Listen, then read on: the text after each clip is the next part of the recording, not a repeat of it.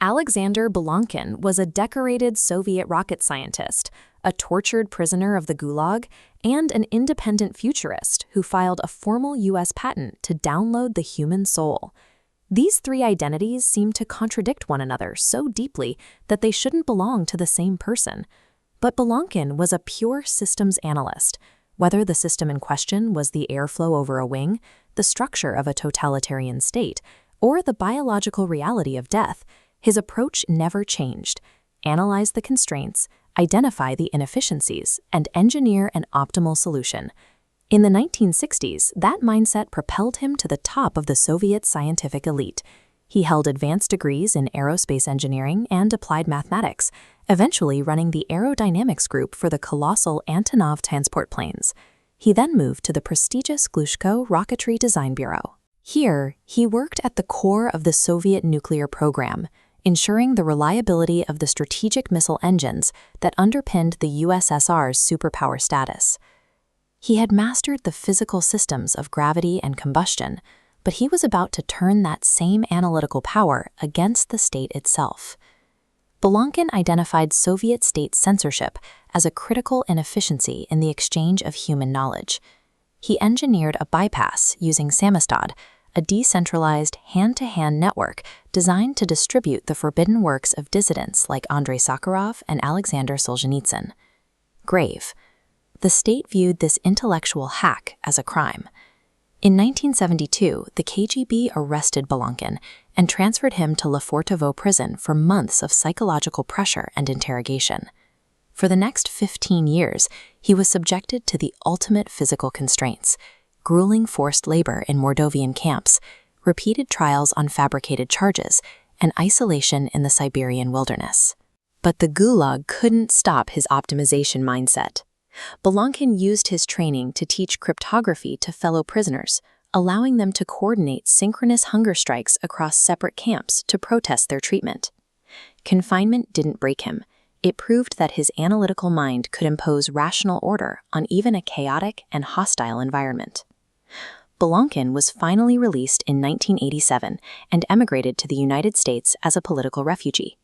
He quickly integrated into the American scientific establishment, applying his aerospace expertise as a senior researcher for NASA and the U.S. Air Force.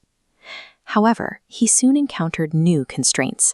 He found the U.S. patent system prohibitively expensive for individuals and biased toward large corporations, a bureaucratic barrier that he felt stifled genuine innovation. Frustrated by institutional inertia, he went rogue, applying his math to the ultimate physical barrier, escaping Earth's gravity without the massive weight and inefficiency of chemical rockets. This schematic of his hypersonic ground launcher shows how he intended to replace rockets with an electromagnetic catapult.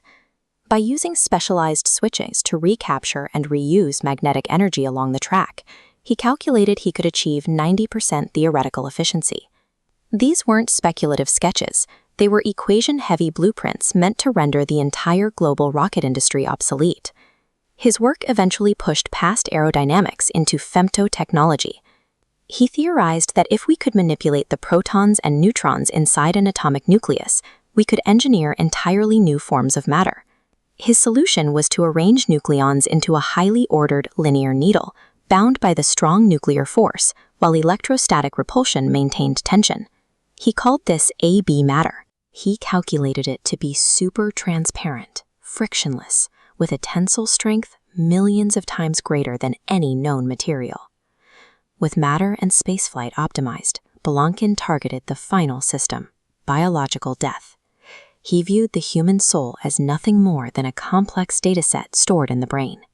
He filed a U.S. patent application for the E-Man, a method to continuously record every sight, thought, and physiological state of a person's life, eventually downloading that consciousness into an immortal AB matter body. He had used the identical mathematical rigor required to build strategic missiles to calculate an engineering bypass for human mortality. Humanity does not currently possess hypersonic space launchers, indestructible nuclear threads, or the technology to download a human soul. Because of this, Bolonkin's most ambitious theories were largely ignored by the mainstream scientific establishment, remaining confined to theoretical mathematics and preprint servers. But his engineering designs, from the ground launchers to the immortal cyborgs, serve as a map of an unyielding intellect. They are the artifacts of a man who spent his life analyzing every barrier he encountered and concluding that none of them were permanent.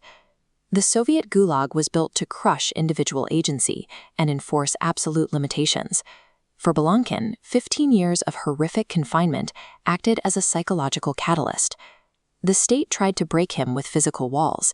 In response, his mind became so radicalized that he stopped recognizing the existence of insurmountable barriers in the physical world. Alexander Bolonkin's life is the proof that when a brilliant mind is subjected to total oppression, its final rebellion is to attempt to re-engineer the very fabric of reality itself.